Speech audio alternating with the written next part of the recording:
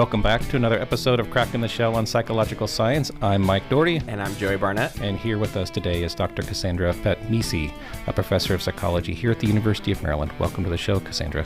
Thanks for having me. Excited to be here. That's great. Before we get started, I have to ask, did I get your name right? Yeah, I really appreciate you asking. My last name, you said it right, it's Phetmisy. It's honestly a really unique name that is really important and special to me because it links me to my family's culture. This name is actually from Laos. My family, they were experiencing, the consequences from the Vietnam War and, the changes in the government that were happening. And life just became really, really tough to be there. So I think sometime in the 80s, my grandparents decided we need to leave. So they actually rounded up their family. I think my mom was only maybe 5 at the time. And they were actually escaping to Thailand across the river, and they were caught by the police. And I think they spent at least a year in a camp with other Laos refugees. And then the United States YMCA actually sponsored a lot of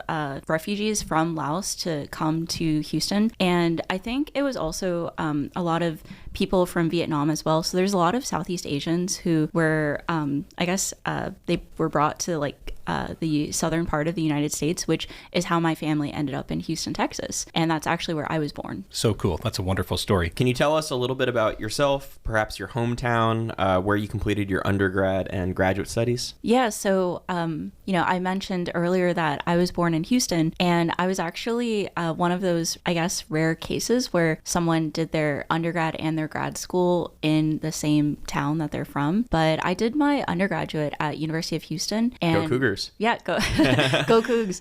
And then after graduating, I actually spent a year in College Station working at Texas A&M University, being a research lab manager. And of course, I was very interested in pursuing IO psychology in the PhD. So I applied that year. And after taking that gap year working, I actually was able to come back to Houston to pursue my PhD at Rice University. The reason why I said it's a rare case is because a lot of people have to maybe move elsewhere for their undergrad and especially grad school. I was really happy to be able to spend almost 10 years staying close to my family and having my groups of friends that I had from, middle school, and then also forming new friendships in grad school.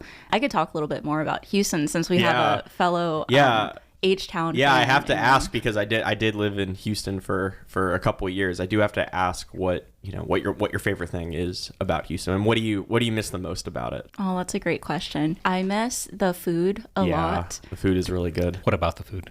It was just top tier for what it was. Extremely top tier. Yeah, good value. Inexpensive, but really, really good. Whatever kind of food you wanted, there was a really good version of it in Houston. What made it so good? Is it fresh produce, or what my colleagues from Southern California are always the produce in Southern California is really great. I wish I had a technical answer to this question, but I think because I was there for nearly 3 decades and I've only been away for less than a year, it makes it really hard to pinpoint, because I think when I moved up here, I'm finding good food, but it's a little bit more expensive. So I think I just didn't appreciate the accessibility to high quality foods and people who curated these menus and these restaurants. But I do miss the food a lot. I also miss the culture. The way that Houston was set up made it really easy to explore different places. I miss my friends and family the most, though. Can I return back a little bit to your graduate experiences and actually what got you interested in industrial organizational psychology to begin with? Yeah, so I had no idea what IO psychology was for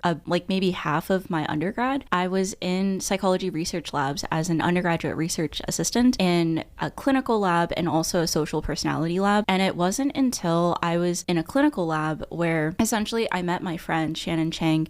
She's a fellow Rice alum, where she was at the UH anxiety lab because Rice didn't have a clinical program, and she thought she was interested, so she went to a neighboring institution at UH to explore clinical. And that's where I met her, and she told me, yeah, I'm in this research lab that studies diversity and discrimination, and it was actually Dr. Mickey Hebel's lab at Rice. And at that time, I felt like my mind just expanded in that very moment, where I was like, wait, people study that, diversity and discrimination in the workplace? And she was like, yeah, you should definitely come to a meeting. We have one this Friday. And I went over, 2 miles to Rice University, and I just showed up, and they were so welcoming. And ever since then, I was part of their lab. And I don't know why.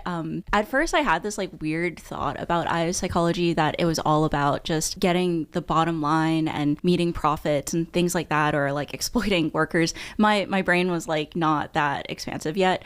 And when I was there, I realized it was just such powerful knowledge that they were thinking about and generating. And I just grew very close to it, and it kind of became part of my identity. But I think I also just had a lot of mentors who were really excited about IO. So that excitement was like pretty contagious, and it got me pretty excited. What were your interests prior to becoming interested in IO psychology? Do you have were you thinking, okay, well, I really want to be a social psychologist, or I want to study clinical, or what was it that you were really interested in? So great question, because I like to tell students that these things change like a lot. You might think when you're first getting into it, you're interested in one thing, but you'll be so surprised 5 years later about what you actually do. So I was really interested in becoming a social psychologist who studies multiracial identity. There's a lot of research about how these intergroup dynamics are pretty challenging, whether you are the multiracial person or someone who's part of an in-group but maybe doesn't view the multiracial person as the in-group. And it did come from a place of me search because I am multiracial. But I think honestly, after doing a lot more research in it, and when I was actually on the market for PhD interviews, it was primarily social psychology programs. It was like 90%. And it was in that moment, actually following one of the interviews, where I thought, I actually can't do this. I personally didn't think I was strong enough to keep reading research about how multiracial people were constantly feeling rejected and being rejected. And I thought, okay, there's like a lot of other experts doing this, and maybe the toll that it's taking on me, I probably should study something that's a little bit not connected to something that kind of activates me. I didn't want to be like activated all the time at work. So I think that's when I started pivoting to thinking about like money. Can you tell us about your approach to science, what you study, why you do the work that you do, and what exactly goes on in your research lab? I think my philosophy to science is it's always evolving. And maybe what I say right now might be different than what I think in 10 years. But I think for the last couple of years, I've always thought of science as obviously the pursuit of knowledge and the pursuit of something very close to the truth. But I always know that with science, there's a little bit uncertainty, that even in these very elaborate and really well done research studies that we do, it's not always like this is determined, this is actually how things work. And I think I kind of appreciate that uncertainty, because I'm always just continually thinking about these ideas and how maybe what we know is like a little bit imperfect, and I'm always trying to just get closer to some idea of what really is happening. Can I interject real quick? Yeah, because I think that's a fantastic view on science, and I think one that goes underappreciated is this idea that we're seeking truth, but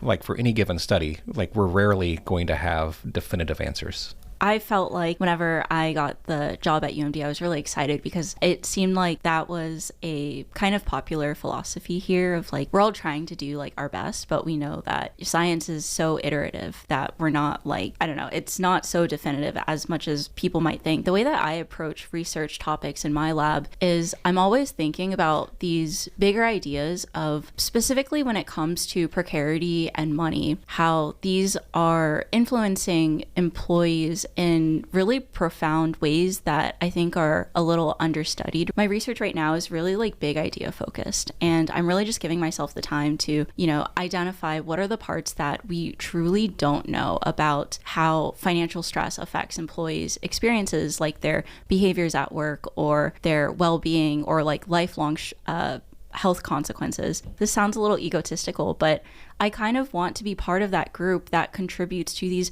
really like core understandings of how work is so imperative to our lives and how financial resources affect the way that we think and behave at work. So really just trying to think big right now and not limit myself to what kind of data I have access to at the moment. We all spend so much time at work. It's a big part of our, as a social psychologist, it's a big part of our identity, right? So it sounds like it's really important work that you're doing. And also of practical significance, I think we have one last question for you, and that is, I'm guessing that there will be a number of people who would be very interested in learning more about your work and undergraduates who will want to get involved with your lab. Can you tell them how can they get in touch with you? Yeah, definitely. So I have this interest form that I've actually put on my website. So if you look me up, Cassandra Phetmisy at UMD, you'll come to my faculty profile and you'll actually find a link to this survey that if you are an undergraduate research assistant or just someone who's interested in research